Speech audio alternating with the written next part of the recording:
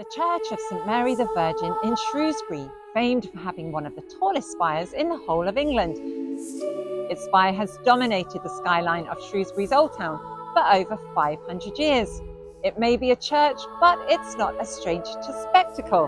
In 1739, showman Robert Cabman attempted to slide from the spire head first, using a rope and a grooved breastplate. His engraved obituary stands outside the west door. Well, this Saturday the church is seeing an entirely different congregation because it's the Shrewsbury Festival of Model Railways, and I'm here with Brief Encounter, and there's a load of other fantastic layouts and trade stands inside, so let's go take a look. The Shrewsbury Festival of Model Railways has been delighting model railway enthusiasts since 2018, and with just a short break for COVID, it's now in its 5th year. So let's get started with the first layout. Puffin Colliery by John Stevens is located in the Welsh countryside, providing a connection with the main line to transport coal to the docks using a transfer dock. The narrow gauge is powered analogue, while the main fiddle yard is DCC powered, allowing for sound locomotives to be used. As a child of the 70s, this one is right up my street, or track. It's Castlebank Sidings 1977 by Andy Pannett. The year is 1977 in the suburbs of Glasgow. Castlebank Sidings is a recently reopened diversionary route for freight and passenger services.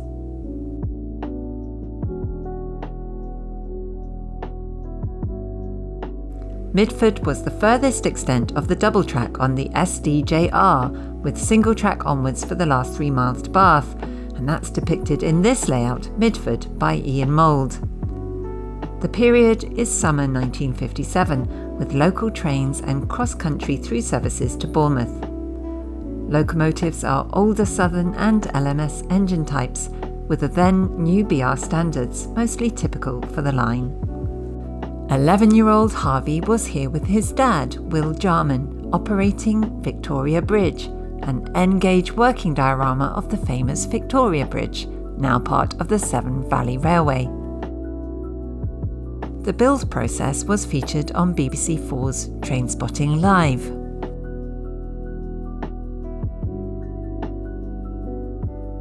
Campbell's Quarry is built by John Campbell and operated by Joe Pearson. It represents a corner of the sand quarrying industry synonymous with locations such as Leighton Buzzard. The layout is 16mm scale on 32mm narrow gauge track, proving you can make an interesting layout in a large scale that doesn't take up a large space.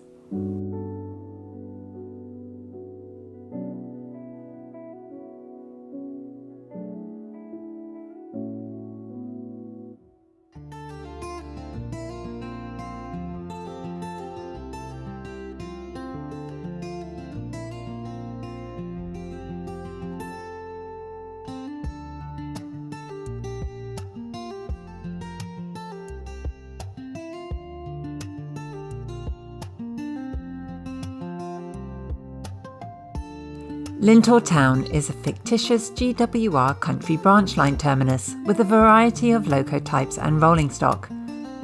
Built by Norman Gage, it's based on the railway in the early 1920s, just before the 1923 grouping. The layout is fully DCC 4mm with DCC operating points and signals, and also boasts an indexable turntable.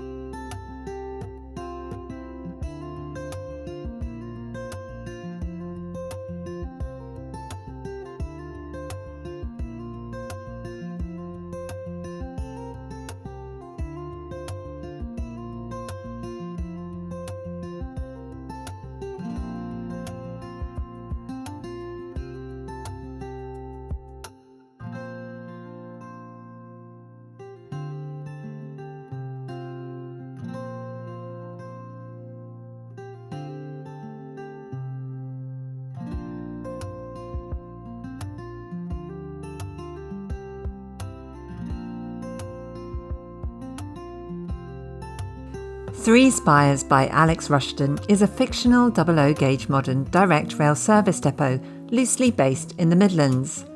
The layout is an example of what can be constructed in a small space, with a maximum operational interest with scenery. Rolling stock for the layout mainly consists of DRS locomotives and a number of visiting engines. This little layout looked absolutely stunning in the church, something to do with its wonderful moody lighting. It's Howard's Yard by Arlene and Peter Wilson. Howard's Yard is an 016.5 shunting layout and represents a small factory yard with a loading dock, storage sidings and a chute for loading minerals into railway wagons. Making only its second appearance in its debut season, Halesford MPD is a fictitious end-to-end O-gauge layout. It's based in the 1980s with a loco servicing and carriage workshop at one end and a heritage-era fuelling and shunting area at the other.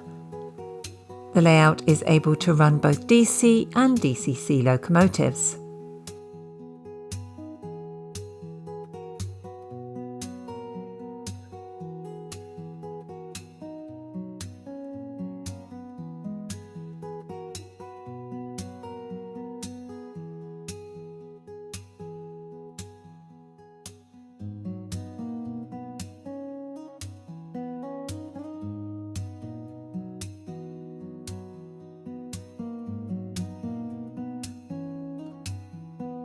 So many wonderful layouts to see at the Shrewsbury Festival of Model Railways, but I'm saving the best in show for last.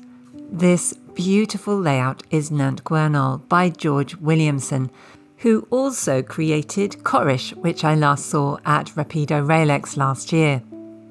Faithfully capturing this particular station, which lies on the edge of Abergynolwyn village on the Talyllyn Railway. The layout is set in autumn, something you don't often see on model railway layouts, but which I'm starting to see more of, with layouts such as Telyn in autumn by Terry Chew and Juganji River by John Garner. Words can't really describe how absolutely stunning this layout is, so I'll just let you see for yourself.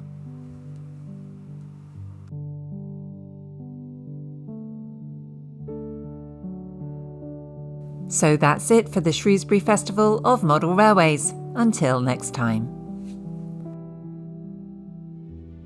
If you like this video, please do like, share and subscribe, and hit the bell to be notified of all my future videos.